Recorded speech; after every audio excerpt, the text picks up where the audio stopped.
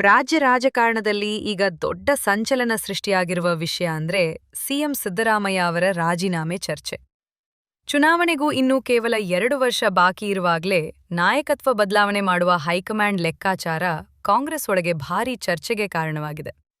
ಮೇಲ್ನೋಟಕ್ಕೆ ಇದು ಸಾಮಾನ್ಯ ಅಧಿಕಾರ ಬದಲಾವಣೆ ಅನ್ನಿಸಬಹುದು, ಆದರೆ ಒಳಗಿನಿಂದ ನೋಡಿದ್ರೆ ಇದು ಕಾಂಗ್ರೆಸ್ಗೆ ದೊಡ್ಡ ರಾಜಕೀಯ ಪರೀಕ್ಷೆಯಂತಾಗಿದೆ.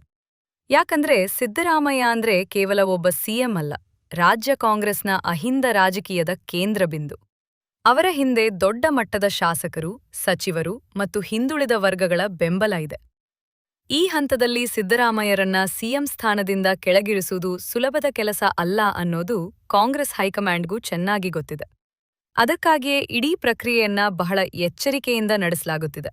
ಹೊರಗೆ ನೋಡೋವರೆಗೆ ಇದು ಸ್ವಯಂ ರಾಜೀನಾಮೆ ಅನ್ನೋ ರೀತಿಯಲ್ಲಿ ಕಾಣಬೇಕು, ಒತ್ತಡಕ್ಕೆ ಮಣಿದು ರಾಜೀನಾಮೆ ಅನ್ನೋ ಭಾವನೆ ಬರಬಾರದು ಅನ್ನೋದು ಹೈಕಮಾಂಡ್ನ ದೊಡ್ಡ ಕಾಳಜಿ. ಯಾಕಂದ್ರೆ ಒಮ್ಮೆ ಅಹಿಂದ ವರ್ಗದಲ್ಲಿ ನಮ್ಮ ನಾಯಕನನ್ನ ಬಲವಂತವಾಗಿ ತೆಗೆದ್ರು ಅನ್ನೋ ಭಾವನೆ ಹುಟ್ಟಿದ್ರೆ ಅದರ ಪರಿಣಾಮ 2028ರ ಚುನಾವಣೆಯವರೆಗೂ ಹೋಗ್ಬೋದು.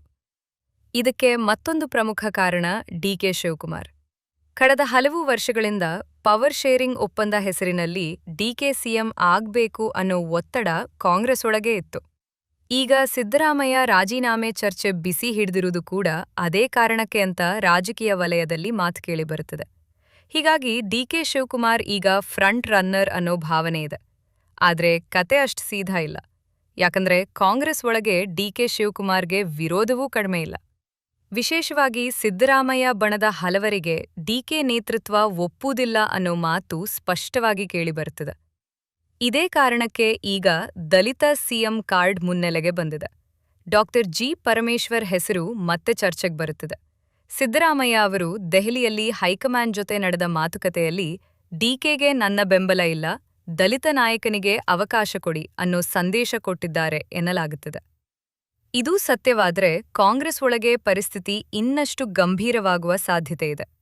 ಸಿದ್ದರಾಮಯ್ಯ ಲೆಕ್ಕಾಚಾರ ಕೂಡ ಇಲ್ಲಿ ಸ್ಪಷ್ಟವಾಗಿ ಕಾಣುತ್ತದೆ. ತಾನೇ ನೇರವಾಗಿ ವಿರೋಧಿಸುವ ಬದಲು ಸಾಮಾಜಿಕ ನ್ಯಾಯ ಹೆಸರಿನಲ್ಲಿ ದಲಿತ ಸಿಎಂ ವಿಚಾರವನ್ನ ಮುಂದಿಟ್ರೆ ಹೈಕಮಾಂಡ್ಗೆ ನೇರವಾಗಿ ಡಿಕೆ ಪರ ನಿರ್ಧಾರ ತೆಗೆದುಕೊಳ್ಳೋದು ಕಷ್ಟವಾಗುತ್ತೆ.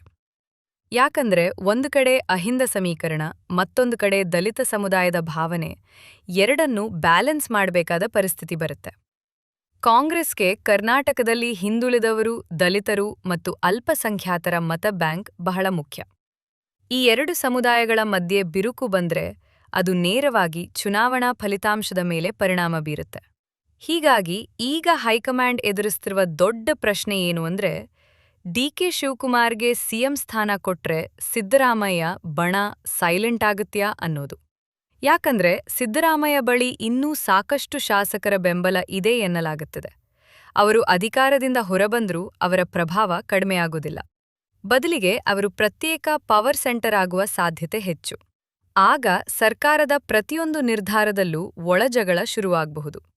ಇದೇ ಕಾರಣಕ್ಕೆ 4 ಡಿಸಿಎಂ ಹುದ್ದೆ ಸೃಷ್ಟಿಸುವ ಚರ್ಚೆಯೂ ನಡೆಯುತ್ತಿದೆ ಎನ್ನಲಾಗುತ್ತದೆ. ಅಂದ್ರೆ ಡಿಕೆ ಶಿವಕುಮಾರ್ ಸಿಎಂ ಆದ್ರೂ ಅಹಿಂದ, ದಲಿತ, ಲಿಂಗಾಯತ, ಅಲ್ಪಸಂಖ್ಯಾತ ಸಮುದಾಯಗಳಿಗೆ ಪ್ರತ್ಯೇಕ ಉಪಮುಖ್ಯಮಂತ್ರಿ ಹುದ್ದೆ ನೀಡಿ ಸಮತೋಲನ ಸಾಧಿಸುವ ಲೆಕ್ಕಾಚಾರ ಇರಬಹುದು. ಆದರೆ ಇದು ಎಷ್ಟು ಪರಿಣಾಮಕಾರಿ ಅನ್ನೋದು ದೊಡ್ಡ ಪ್ರಶ್ನೆ. ಯಾಕಂದ್ರೆ ಅಧಿಕಾರದ ಕೇಂದ್ರ ಒಂದು ಕಡೆ ಇರಬೇಕು. ಹೆಚ್ಚು ಪವರ್ ಸೆಂಟರ್ ಆದ್ರೆ ಸರ್ಕಾರದೊಳಗೆ ಗೊಂದಲ ಇನ್ನಷ್ಟು ಹೆಚ್ಚಾಗುವ ಸಾಧ್ಯತೆ ಇದೆ. ಇನ್ನೊಂದು ಪ್ರಮುಖ ಪ್ರಶ್ನೆ ಸಿದ್ದರಾಮಯ್ಯ ಮುಂದಿನ ರಾಜಕೀಯ ಭವಿಷ್ಯ. ಅವರನ್ನ ರಾಜ್ಯಸಭೆಗೆ ಕಳುಹಿಸಿ ರಾಷ್ಟ್ರ ರಾಜಕಾರಣದಲ್ಲಿ ಬಳಸಿಕೊಳ್ಳೋ ಚರ್ಚೆ ಇದೆ ಎನ್ನಲಾಗುತ್ತಿದೆ. ಆದರೆ ಸಿದ್ದರಾಮಯ್ಯ ಸ್ವಭಾವ ನೋಡಿದ್ರೆ ಅವರು ದೆಹಲಿಗೆ ಹೋಗಿ ಸೈಲೆಂಟ್ ಆಗಿ ಕೂತ್ಕೊಳ್ಳುವ ನಾಯಕ ಅಲ್ಲ ಅನ್ನೋದು ಕಾಂಗ್ರೆಸ್ ಒಳಗೆ ಕೇಳಿಬರುವ ಮಾತು.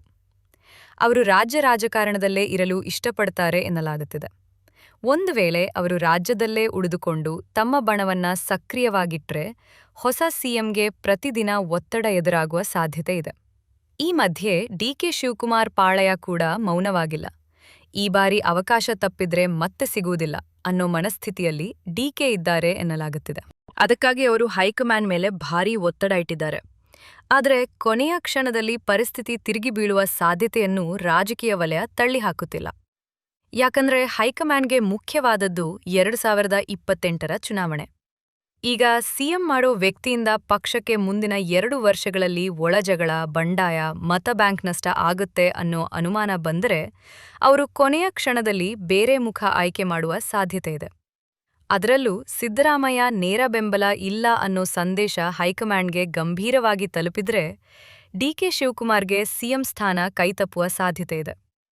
ಅಂಥ ಪರಿಸ್ಥಿತಿಯಲ್ಲಿ ಒಪ್ಪಂದ ಅಭ್ಯರ್ಥಿ ಹುಡುಕುವ ಪ್ರಯತ್ನ ನಡೆಯಬಹುದು.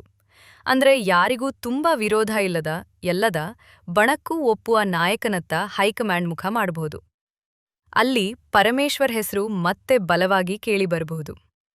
ದಲಿತ ಸಿಎಂ ಕಾರ್ಡ್ ಕಾಂಗ್ರೆಸ್ಗೆ ರಾಜಕೀಯವಾಗಿ ಹೊಸ ಲಾಭ ಕೊಡಬಹುದು ಅನ್ನೋ ಲೆಕ್ಕಾಚಾರವೂ ಇರಬಹುದು. ಒಟ್ಟಿನಲ್ಲಿ ಈಗ ಕಾಂಗ್ರೆಸ್ ಪರಿಸ್ಥಿತಿ ಜೇನುಗೂಡಿಗೆ ಕೈ ಹಾಕಿದಂತಾಗಿದೆ. ಹೊರಗ್ ನೋಡಿದ್ರೆ ಇದು ಸರಳ ನಾಯಕತ್ವ ಬದಲಾವಣೆ ಅನ್ಸ್ಬೋದು. ಆದರೆ ಒಳಗ್ ನೋಡಿದ್ರೆ ಇದು ಅಹಿಂದ ಸಮೀಕರಣ, ದಲಿತ ರಾಜಕೀಯ, ಡಿಕೆ ಆಸೆ, ಹೈಕಮಾಂಡ್ ಒತ್ತಡ, ಶಾಸಕರ ಬಲ, ಮುಂದಿನ ಚುನಾವಣೆ ಇವೆಲ್ಲ ಸೇರ್ಕೊಂಡ ದೊಡ್ಡ ರಾಜಕೀಯ ಗೂಡು. ಒಂದು ತಪ್ಪು ಹೆಜ್ಜೆ ಇಡಿದ್ರೆ ಅದರ ಪರಿಣಾಮ ನೇರವಾಗಿ 2028ರ ಚುನಾವಣೆಯಲ್ಲಿ ಕಾಣಿಸ್ಬೋದು. ಅದಕ್ಕಾಗಿಯೇ ಹೈಕಮಾಂಡ್ ಪ್ರತಿಯೊಂದು ಹೆಜ್ಜೆಯನ್ನೂ ಅಳೆದು ತೂಗಿ ಇಡುತ್ತಿದೆ. ಈಗ ಎಲ್ಲರ ಕಣ್ಣು ದೆಹಲಿ ಕಡೆ ಇದೆ. ಕೊನೆ ಕ್ಷಣದಲ್ಲಿ ಯಾರ ಹೆಸರಿಗೆ ಮುದ್ರೆ ಬೀಳುತ್ತದೆ, ಯಾರ ಕನಸು ಭಂಗವಾಗುತ್ತದೆ ಅನ್ನೋ ಕುತೂಹಲ ರಾಜ್ಯ ರಾಜಕಾರಣವನ್ನ ಕಾವೇರಿಸಿದೆ.